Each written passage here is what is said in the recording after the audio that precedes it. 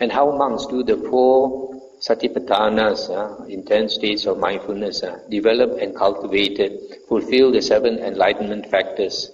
Monks, on whatever occasion the monk abides contemplating the body in the body, ardent, fully aware and mindful, having put away covetousness and greed for the world. On that occasion, unremitting mindfulness is established in him. On whatever occasion, unremitting mindfulness is established in a monk. On that occasion, the mindfulness enlightenment factor is aroused in him, and he develops it. And by development, it comes to fulfillment in him. Abiding thus mindful, he investigates and examines that Dhamma with wisdom and embarks upon a full inquiry into it. On whatever occasion, abiding thus mindful, a monk investigates and examines that Dhamma with wisdom and embarks upon a full inquiry into it. On that occasion, the investigation of Dhamma enlightenment factor is aroused in him, and he develops it, and by development it comes to fulfillment in him. Stop here for a moment. So here the Buddha says, when a monk abides contemplating the body in the body, on that occasion unremitting mindfulness is established in him. If you all remember the Samyutta Nikaya, in the Satipattana Samyutta, the Buddha gave a simile to make us understand how to practice Satipatthana.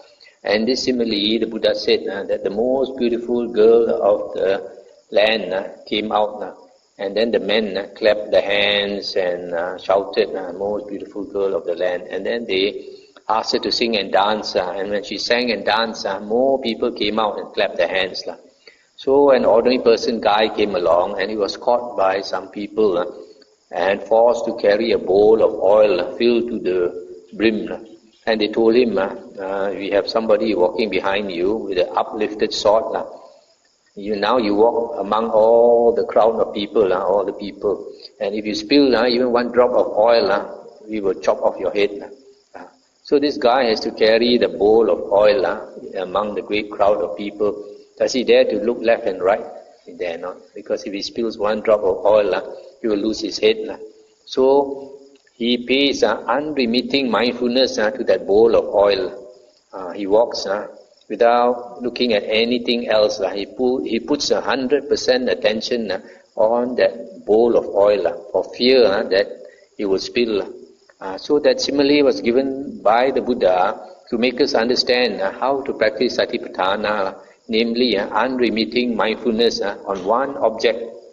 So when this year, when he is practicing mindfulness on the breath, practicing unremitting mindfulness, the Buddha says on that occasion, the mindfulness enlightenment factor is aroused in him. In other words, the mindfulness enlightenment factor in the bojjhanga is also unremitting mindfulness, one-pointed mindfulness that does not run away. In one who investigates and examines that Dhamma with wisdom and embarks upon a full inquiry into it, tireless energy is aroused. On whatever occasion, tireless energy is aroused in a monk who investigates and examines that Dhamma with wisdom and embarks upon a full inquiry into it. On that occasion, the energy enlightenment factor is aroused in him, and he develops it, and by development it comes to fulfillment in him. In one who has aroused energy, unworldly delight arises. On whatever occasion unworldly delight arises in a monk who has aroused energy, on that occasion the delight enlightenment factor is aroused in him, and he develops it, and by development it comes to fulfillment in him. In one who is delighted, the body and the mind become tranquil. On whatever occasion the body and mind become tranquil in a monk who is delighted, on that occasion the tranquility enlightenment factor is aroused in him, and he develops it, and by development it comes to fulfillment in him. Stop here for a moment. Unworldly delight. Last year when we went through the Samyutta Nikaya, we found one sutta, namely Samyutta Nikaya 36.31, under the Vedana Samyutta, where it talks about worldly delight and unworldly delight. Worldly delight refers to the delight that you get when you enjoy worldly pleasure. When you enjoy the 5 chords of sensual pleasure, worldly delight arises. But unworldly delight, it is stated, arises in the first jhana, and is also found in the second jhana. So this is the piti enlightenment factor. And then after that, the mind becomes tranquil. The mind becomes tranquil. So this mind becoming tranquil, you can say, can be the first jhana or the second jhana. The second jhana also, because in the second jhana you also have piti, delight, and tranquility. Then in one whose body is tranquil and who feels pleasure, the mind becomes concentrated. On whatever occasion the mind becomes concentrated in a monk whose body is tranquil and who feels pleasure, on that occasion the concentration enlightenment factor is aroused in him, and he develops it, and by development it comes to fulfillment in him. He closely looks on with equanimity at the mind thus concentrated. On whatever occasion a monk closely looks on with equanimity at the mind thus concentrated, on that occasion the equanimity enlightenment factor is aroused in him, and he develops it, and by development it comes to fulfillment in him. Stop here for a moment. So here, if you look at page 900, there's a description of the jhanas. That's the Anupada Sutta, page 900. In one whose body is tranquil and who feels pleasure, the mind becomes concentrated. So here we are talking about, just now we were talking about the second jhana. Mind is tranquil and he feels pleasure. Now he says the mind becomes concentrated. Now we look into the description of the third jhana, this paragraph 35, this mind becomes concentrated and is tranquil and also you have pleasure. On that occasion the concentration and enlightenment factor is aroused in him. This should refer to the third jhana, when the mind becomes concentrated, concentration and enlightenment factor. And then paragraph 36, he looks on with equanimity at the mind that's concentrated.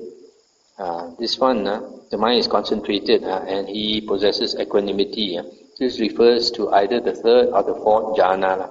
In the third jhana, there's in the description of the third jhana, if you look at page 900, with the fading away as well of delight, a monk abides in equanimity and mindful and fully aware, still feeling pleasure with the body, enters upon and abides in the third jhana, on account of which noble ones announce he has a pleasant abiding who has equanimity and is mindful. So in the third jhana, you have equanimity, but in the fourth jhana, you have utter purity of equanimity. In the description of the fourth jhana, in the state of the fourth jhana, there is utter purity or perfect purity of equanimity and mindfulness, sati and upekha. So here we are referring either to the third or the fourth jhana. So these bojjhangas, these enlightenment factors, the last few factors all have to do with the jhanas. So similarly, the Buddha continues on paragraph 37. Monks, on whatever occasion, a monk abides contemplating feelings as in feelings, ardent, fully aware and mindful, having put away covetousness and greed for the world.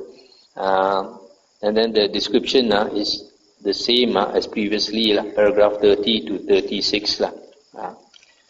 And then 38, on monks, on whatever occasion, a monk abides contemplating mind in mind, ardent, fully aware and mindful, having put away covetousness and greed for the world. It's the same thing. And also 39, on whatever occasion, a monk abides contemplating Dhamma in Dhamma, ardent, fully aware.